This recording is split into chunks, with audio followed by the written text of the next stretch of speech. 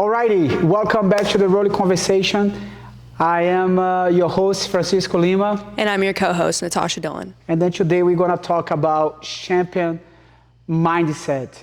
I'm going to start with Natasha because Natasha, she's been competing a lot.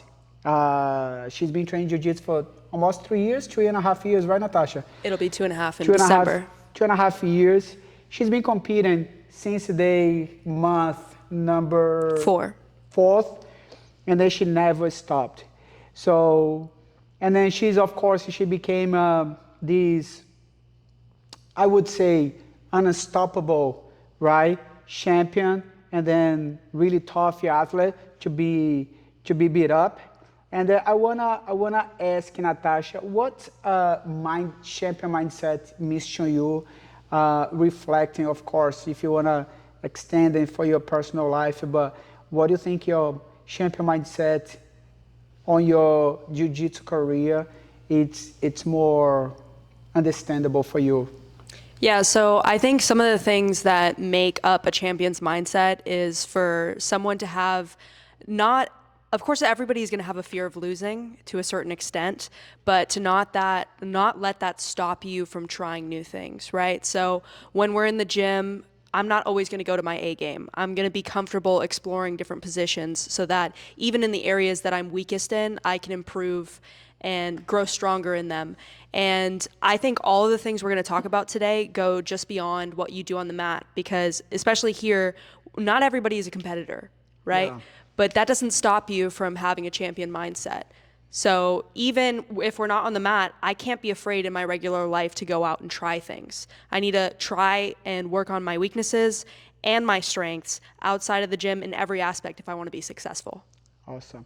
And what do you think about when you go in a competition and is no, of course, expected the way you are looking for, right?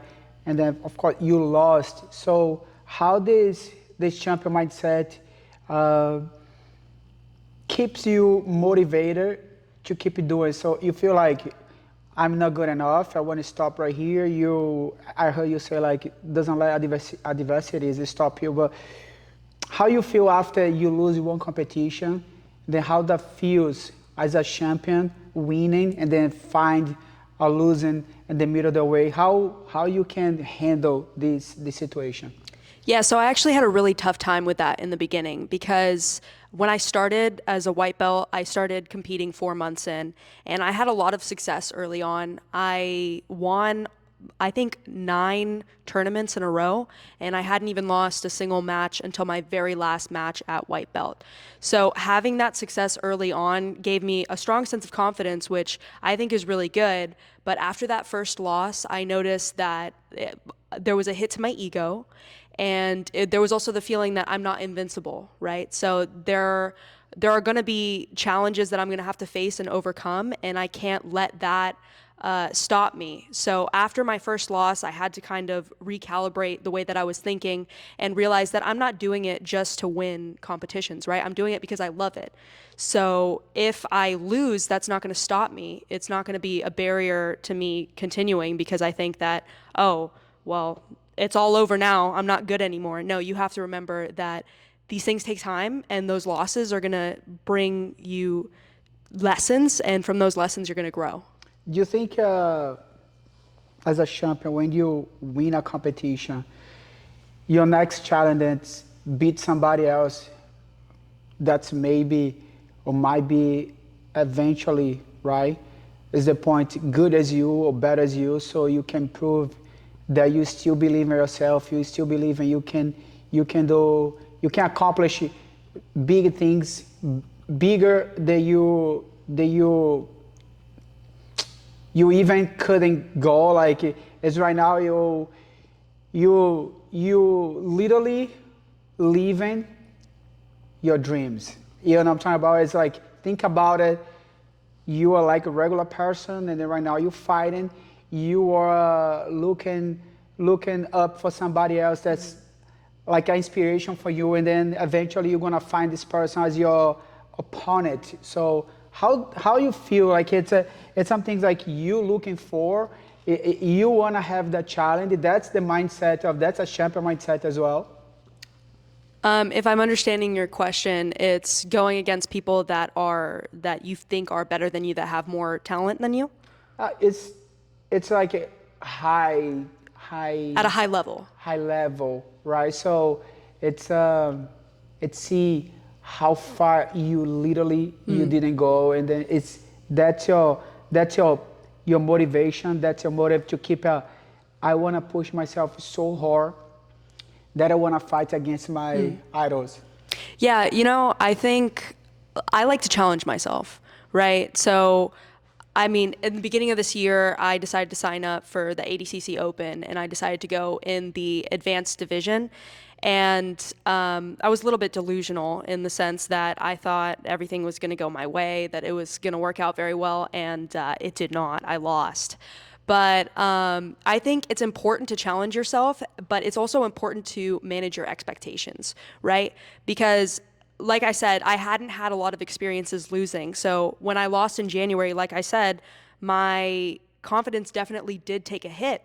But I learned that just because I'm going against people that are more skilled than me, they have been training for longer, they may be in every sense of the word better than me at jiu-jitsu, it doesn't mean that I have to shy away from that challenge. I can still do my best and then take the lessons that I learned from the losses and use that to improve my game. I'm gonna take your time, and eventually you're gonna have the same level of them, right? It's just a matter of time.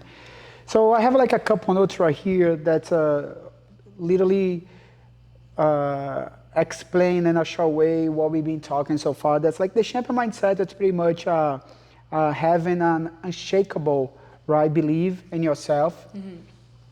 That comes with the resilience to bounce back from setbacks.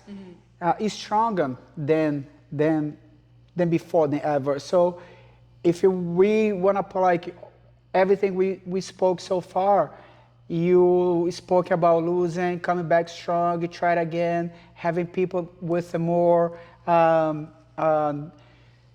experience and the more techniques than you, but it doesn't make you feel inferior to them. And then you want to just working hard, training hard, so you eventually is going to face it then in a better way. It's awesome, right? Because I've been competing a lot when there was white, blue, purple, brown belt. I did a lot, and I used to like, and of course, when I opened my school, my focus was pretty much in teaching. And then I understand this mindset, how beating, right, other champions makes you feel better. It's like, in order to be a champion, I want to be another champion, right? So that's when you're like, okay, I got the point that everybody recognizes, like how hard work I did, my whole dedication to accomplish things. And I think it's awesome. I think it's unbelievable. So, however, I would to extending, right, these mindset for life, because a lot of people they give up, right? They give up for dreams, they give up for goals, they give up for a lot of things in life because they don't have this mindset, right? All the time when they face adversities, all the time when they face tough times, all the time when they face struggles, they think it wasn't made to them. It wasn't meant to them. And then they stop, they give up, and then they never find out if they was, or they are capable of being good doing this or not. So this champion mindset, I think for me, it's a strong mindset that drives you to be a better person, to be a better athlete, to be a better whatever you want to do.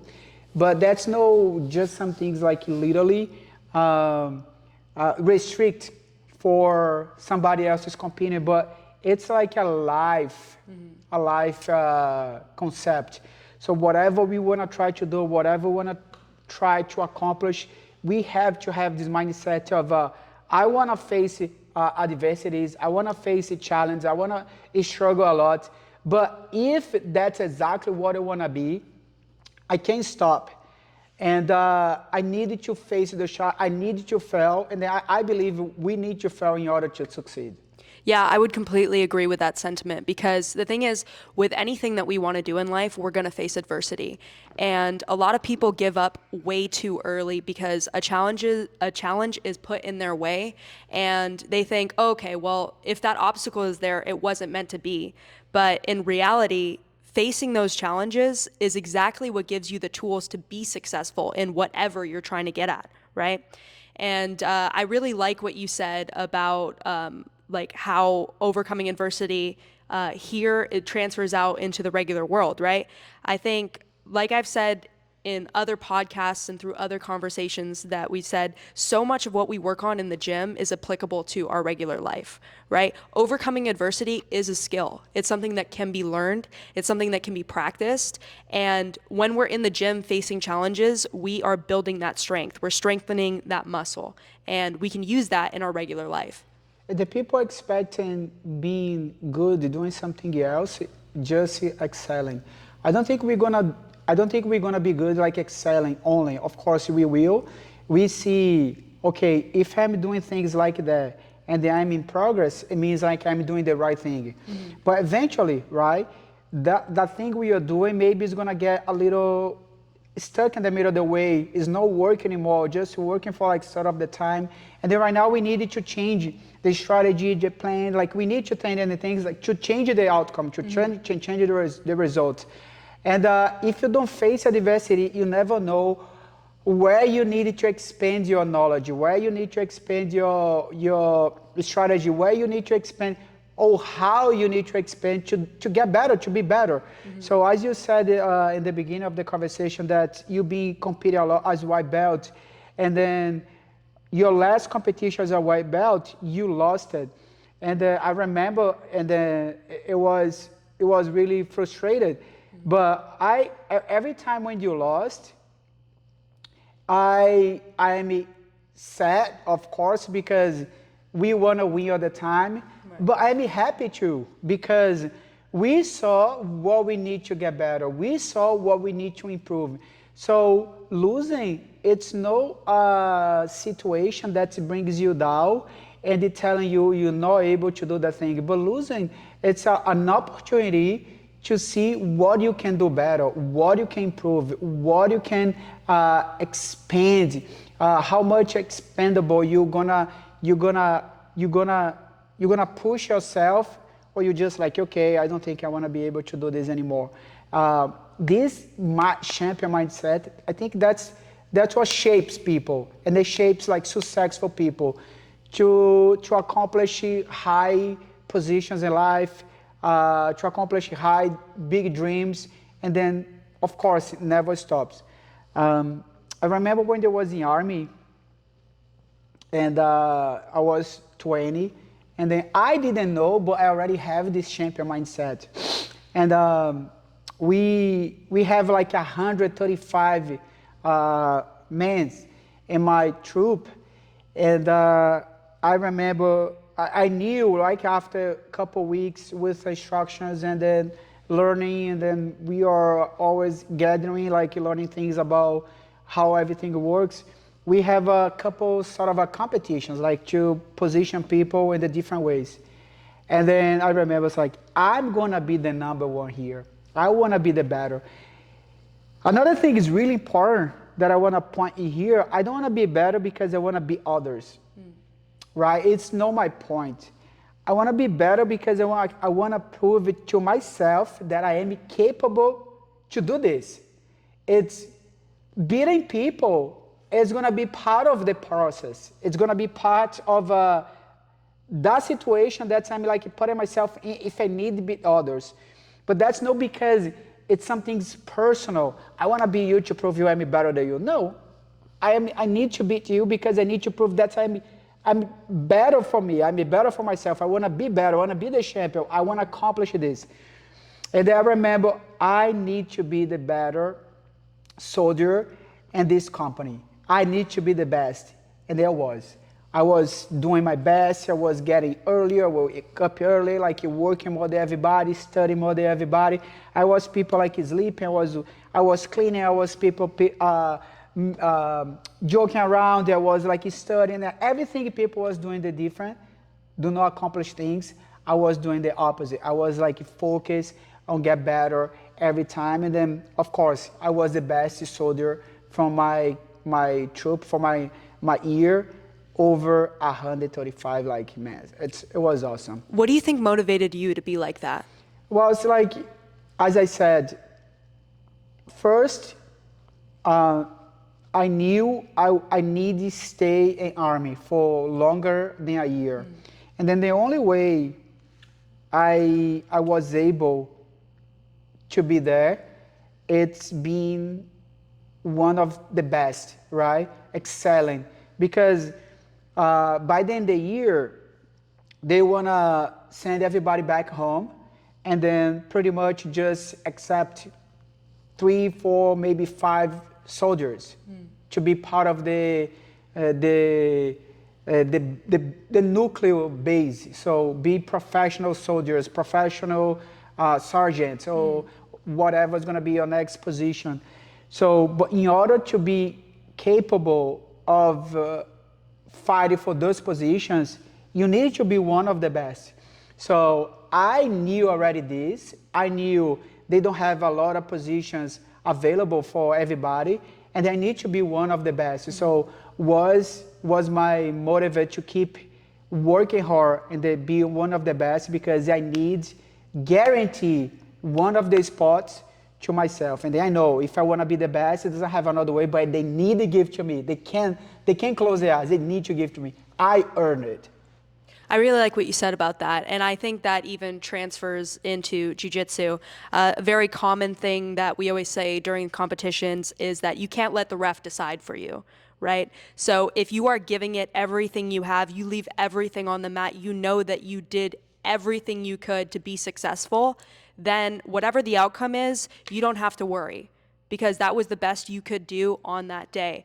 And like you were saying, if you're giving your best in the Army and like you gave it all, then like you can sit comfortable at the end of the day, regardless of what the result is, and know that there was nothing more that you could do, and whatever was meant to be was going to be. I love what you said right now about when you said by the end of the day, because every day, right, we have an opportunity to do something special. Every day we have an opportunity to do something different. And one thing we do a lot, right, human being, I'm not talking about specific you or me, like, but general, right, we tend to put it back things, put it off, right? So procrastinate it. Oh, I want to do tomorrow. Yeah. Oh, I want to do later. Oh, I want to do maybe next week. And then those pushing back, that's literally what make you far away from your dreams, far away from your goals.